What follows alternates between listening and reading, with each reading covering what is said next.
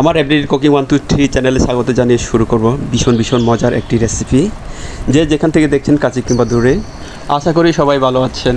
সবার প্রতি অনুরোধ রইল, ভিডিওটি দেখার পূর্বে লাইক দিয়ে দেখে নিও, কারণ আপনার একটি মূল্যবান লাইক আমাকে ভিডিও বানাতে উৎসাহিত করে।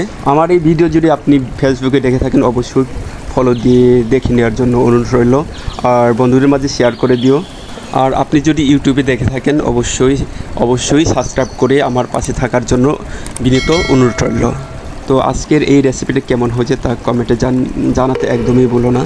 তো মূল পর্বে যাওয়া যাক। তো গুঁড়ো মাছ চচ্চড়ি রান্না করার জন্য মাছগুলো ভালো করে কেটে কুটে ভালো করে পরিষ্কার করে নিয়েছি, আর পেঁয়াজগুলো কুচিয়ে নিয়েছি, আর কাঁচামরিচগুলো ফালি করে নিলাম, আর লাল শাকগুলো এভাবে কেটে ভালো করে পরিষ্কার করে নিয়েছি। তো লাল শাকগুলো মাছের সাথে যোগ করে নেব, কাঁচামরিচ তারপরে পেঁয়াজগুলো অ্যাড করে নিলাম। এরপর যোগ করে নেব সরিষার তেল আর স্বাদ মতো লবণ। এরপর হলুদ যোগ করে নেব, জিরের গুঁড়ো সামান্য পরিমাণ, আর ধনিয়া মশলা গুঁড়া।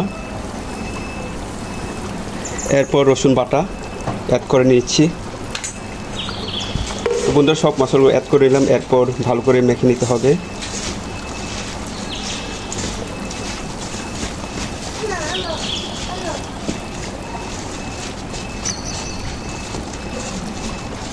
তো মশলার সাথে মাছগুলো মাখানো একদম হয়ে গেছে, তো রান্না করে নেব।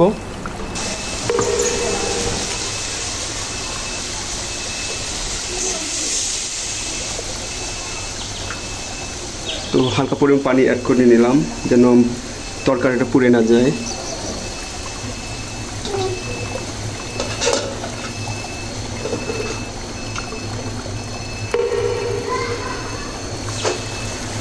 তো বন্ধুরা, কিছুক্ষণ পর আবার ঢাকনা খুলে নেড়ে চেড়ে দিচ্ছি। তো যেহেতু এটা চটচড়ে রান্না হচ্ছে, একদমই ঝুল থাকা চলবে না, তো আবার ঢাকনা দিয়ে দেখে দিলাম। যে তরকারির যে ঝোলগুলো একদম শুকিয়ে আসছে, আর 5 থেকে 6 মিনিটের মতো রান্না করে নেব।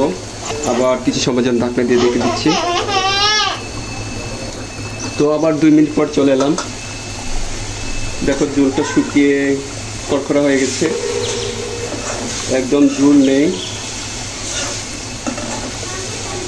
আমার আজকের চটচড়িটা একদম হয়ে গেছে। চুলাটা বন্ধ করে দেব।